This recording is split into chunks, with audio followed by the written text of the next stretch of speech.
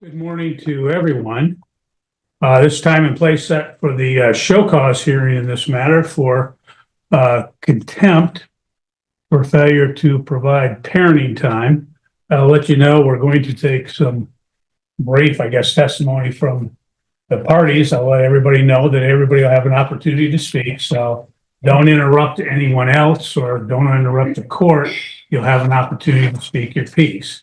So on the we do have the show cause hearing. We also have the motion for change of custody and parenting time. I'm going to address the motion first because that will be the easiest matter to get resolved. So, Mr. Kelly, you can proceed with your motion. Your Honor, essentially, that motion is based primarily on the issues we've had ongoing in relation to compliance with the court order and my client getting parenting time. It's directly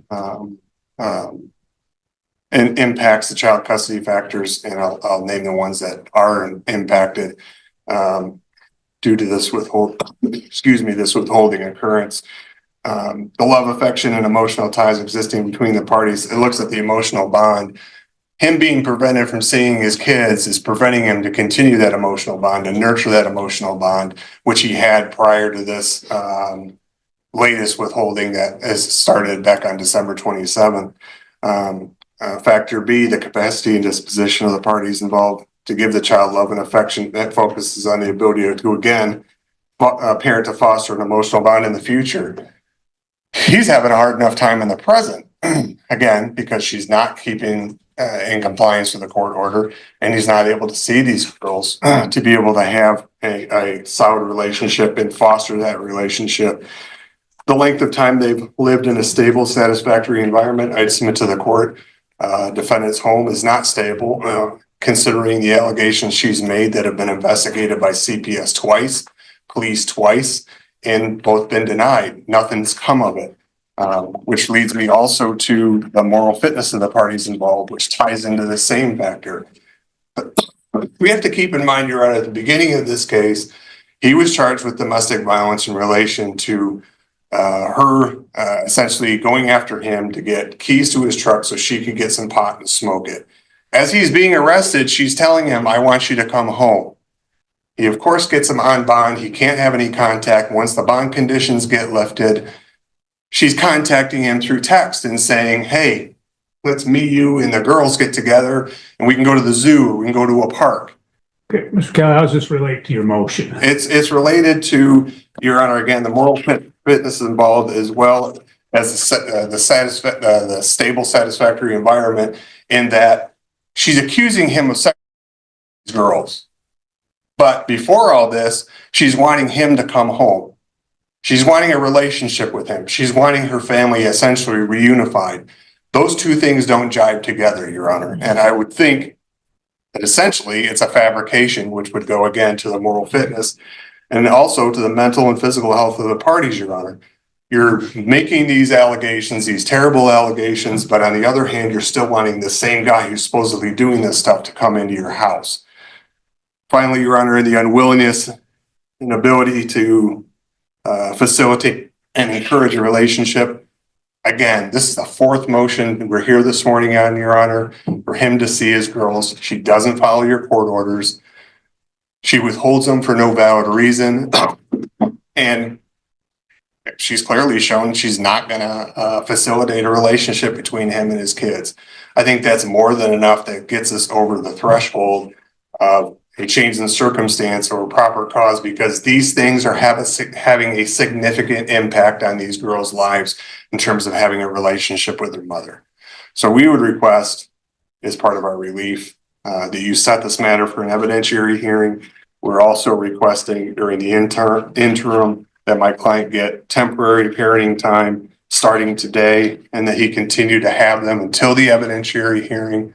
That mom's parenting time be supervised at her expense, because she's clearly shown an unwillingness to follow your rulings or to comply with your court orders. I think if you don't do that, she's going to take these kids and run, and we're going to be in a bigger mess than we are today. Okay, thank you. Ms. Couch, if you wish to speak to the motion. I had some statements, but it's Just what I had submitted to the court. Okay, go ahead, tell me, and then Okay. Would you like me to stand? whatever you wish. If it's more comfortable sitting, go ahead, but speak up a little so we can hear. Okay. I said that his first statement was true, but the second statement that he said was false.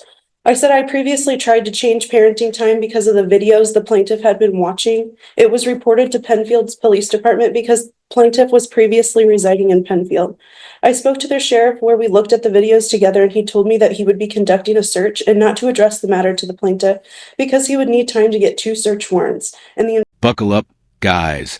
Today we're diving into a case that perfectly shows what happens when courtroom patience is tested to the limit.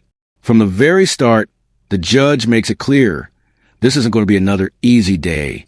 A mother accused of repeatedly defying court orders sits ready to defend herself, while tension thickens in the air.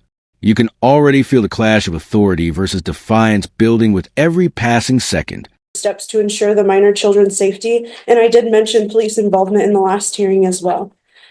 The fifth statement is also false. Errors were made by the plaintiff's attorney. The sixth statement is also false. There is supposed to be a pending CPS case, and I was never told otherwise. CPS and I have spoken on numerous occasions and decided that the best course of action was therapy, which the minor children are attending at Summit Point. I do have proof of all of that as well. That's also false. I was never told that they were declining to investigate the police. Number 8, it's false. In early 2024, my mom threatened to call CPS on me because of the children's odd behavior, requesting that I get them checked by the doctor. I had the doctor examine them at their 2-year checkup, and almost 2 months later, the plaintiff was arrested for domestic violence. I originally withheld the kids because of the plaintiff's sexual preference for diapers and enemas, knowing that the plaintiff was not mentally stable enough for unsupervised visitation. The 9th statement is true. The 11th statement is false. The 12th, I'm unsure of the plaintiff's employment, but the plaintiff has stopped paying child support, and I still stay at home with my children. Number 13, I have lived at the residence that the FOC has on file since December 10th, 2024. The 14th statement, I'm unsure of the plaintiff's relationship status. I have friends and family in Michigan, and I lived in Indiana until I was 18, and most of my family resides there. Number 15, I would like the court to consider changing the current custody orders and issue no further contact between the minor children and the plaintiff.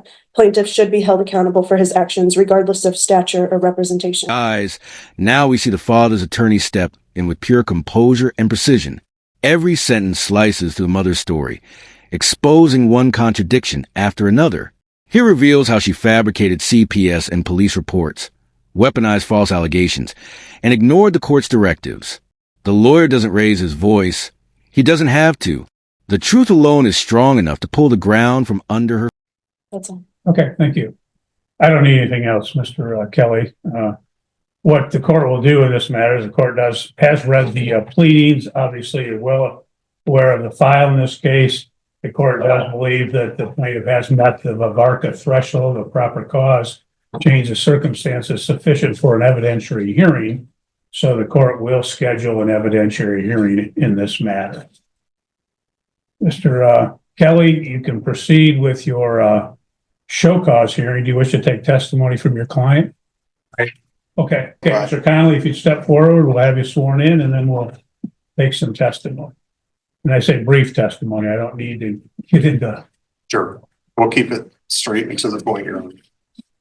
Have you been getting your parenting time? No, Why not? because she is refusing to let me see them. Have you attempted to get your children from this couch? Yes, Have you called the police for their assistance? yes. What happened when the police got involved? That she slammed the door in their face, denies them, and just tells them no. Have you filed motions with the court to get parenting time? Yes, Has the court awarded you make up parenting time? yes, Most recently, did the court award you parenting time in January of this year? yes, Did you attempt to go pick the children up for that make up parenting time? yes. What happened? She refused to give them to me again. Do you approximately know how many days you have missed so far as simply your overnights for parenting time? 20. Would you like the court to grant you some makeup parenting time this morning?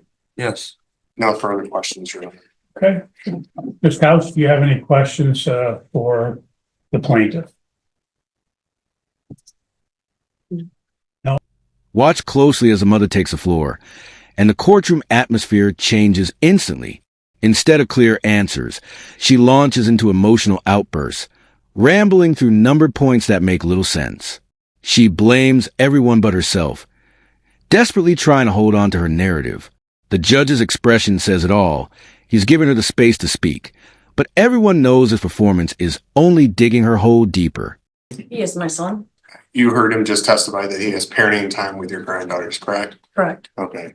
Do you assist him in pickup and drop-offs for I parenting do. time? Has there been occasions when you have gone with him to go get the girls and anything happened in regards to him actually getting the girls? Prior to December 27th, yes. After December 27th, no, she refused. Let's talk about prior to December 27th. What would happen? We would go, then we were meeting at Riverside Park and we would wait for her to show up. When she'd show up, she'd let the girls out and they would come running up to Zach and we would take them. Okay. Did something change after December 27th? She just started refusing to give the give the girls. His first visit that he was supposed to was I'm not sure, but I got a text from Athena on New Year's Day saying Okay. that she was going to refuse to give the girls. Either she would not be home, he would text her and she would not respond, or if she was there, we'd knock on the door, she'd open the door and then just say no and slam the door in our face. So we would go back to the truck and call the police for the police to come out and assist. And the police came out and assisted that help in terms of actually getting parenting time to occur. No, she just did the same thing to the police. Just to clarify, that he talked about prior to the December 27th date, and the court had previously entered an order which provided for makeup parenting time that stated that the parenting time would, again, the makeup would occur on January 27, 2025. And the plaintiff's motion states that he did appear on that date. Did you go with him on the January 27th date? Yeah. Okay. And what happened on that date? She just refused. I don't know, either she refused or she wasn't there. And you don't remember if she was not there or if she refused? I don't remember that specific time. Okay. I have it written down at home, but I don't remember. Okay. Ms. Couch, do you have any questions I of do, this witness? yes.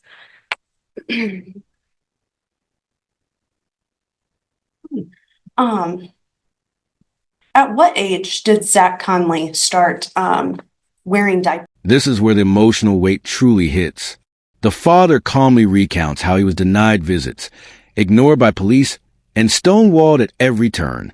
Then his mother steps in, steady, factual, and unshaken, confirming every detail. The truth is undeniable now. Yet, instead of accepting it, the mother interrupts with irrelevant nonsense about diapers, proving how far she's fallen from reality. You can almost hear the judge's patience evaporate moment by moment. Judge, I'm going to object to it. Ma'am, that is not germane. No, I am. Ma'am, what we'll do is we're here to determine whether there was parenting time. That's the show cause. Okay. So that's what the purpose of this hearing is. So you can ask questions about the parenting time, compliance with the orders, etc. Okay. Okay. Go ahead. And you were at my residence on the 27th to pick up the children? Oh, actually, on the January 27th? Yes. Or December 27th. Or sorry, no, January 27th. I don't have anything written down. Yes. Okay. Even though the order was for the 29th. Wasn't that the Whatever, order that the judge put whatever in day, place? whatever judgment day. So I you don't know just, specific dates, whatever. and I slammed the door in your face how many times? Twice that I went by myself once because that was at an appointment. And, That you slammed the door in my face? I have it on video, yes. and you came alone, correct? I did that day, Okay. yes. That was all I have. I'm sorry. Okay, Mr. Kelly, any redirect? No, Your Honor, no further questions, no further witnesses. Okay, you may step down then. Thank you. Ms. Couch, do you wish to present any testimony or witnesses? No? Okay.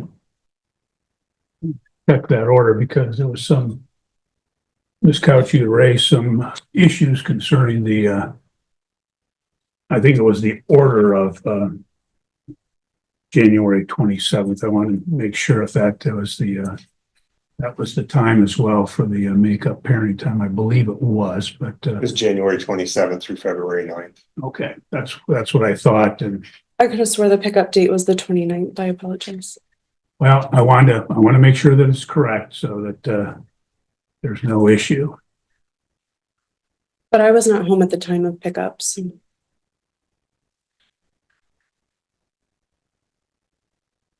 And why is that? Because he our children, and I don't believe that he needs any more parenting time. Okay. You understand that there's an order for parenting time. And if it was your children, you would be sending them with him. I'm just asking you a question. You understand that it was parenting, that it was ordered. Didn't you deny that? Didn't you go on base and deny it after the fact? Not the other particular orders. I did deny an ex parte order at one point, but there were subsequent orders. Of reckoning. The judge, done with excuses, presses her directly, asking for proof, for facts, for anything real. But every answer exposes her further. Her own contradictions collapse around her as the judge reminds her that CPS found no wrongdoing by the father. The hammer of reality drops hard here, and there's nowhere left for her to hide. If you enjoyed this breakdown, make sure to like the video, subscribe to the channel, and we'll see you in the next one. Did receive the pictures that I submitted to the court as well, correct? Anything that was filed has been in the file. I would love you to take that into consideration. I would know for the court, I received no response to either of these pleadings for today's hearing. Okay.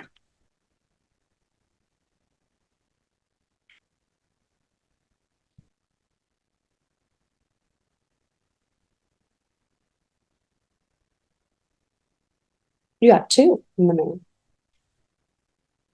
Okay, the order is dated February 4, 2025, and it provided for makeup parenting time in Christmas Eve, Christmas Day, 2025. It also provided that the plaintiff would have the children with him on January 29th, 2025 at 6:00 p.m. until February 9th, 2025. I have another question to ask you, sir. Okay. Let me clarify that because this is the order dated February 4th. Did you provide parenting time on the January 29th? No, I did not. Okay. And we had at the last hearing and addressed the issue of the CPS involvement. CPS, as Mr. Kelly has stated, has been involved twice before, and they've not had anything substantiated. Is that your understanding? No, I have the CPS report right here, as well as Carla Titus's number. Now she said that her findings weren't. I need to take the kids to therapy to get the whole picture, from the kids, them talking, them playing, them, interacting with a therapist. And so that way they can go, they can go on record. And they are in therapy at Summit Point. Now this has just started, but they've already, said some things. That was one of my questions. Do you have the report from Summit Point? They told me that I needed to sign a release so that way they could contact you. Okay, I'm not aware of any report from Summit Point. It may be in the file, it may not, but you have not introduced that today. and you don't have anyone that could speak to that from some point as a witness in this case, which is what today's date is set for in this particular matter. Have any final argument in this matter? As the court's already touched on a little bit, this is our fourth motion to try to get him parenting time. We simply want him to have his parenting time, with the threshold being met, Your Honor, and considering the behaviors, and I think it's going to be ongoing from this couch. We request that the children be turned over to him today, that he have custody and parenting time with the children until the evidentiary hearing occurs. We request mom's parenting time be supervised. We'd also request the assistance of law enforcement to pick the children up. I believe they're probably with her mother, who's likely going to take the same stance as Ms. Couch and refuse to turn them over. Maybe give them the authority with a court order if she fails to do so, that she can be arrested.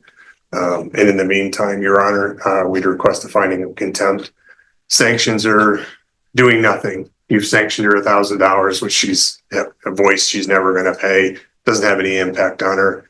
At this point in time, we request jail time, 30 days of jail time. Maybe that'll get her attention that she needs to follow your orders. Thank you. Thank you. Ms. Couch, your closing argument. I am acting I just want my kids to be safe. That's all.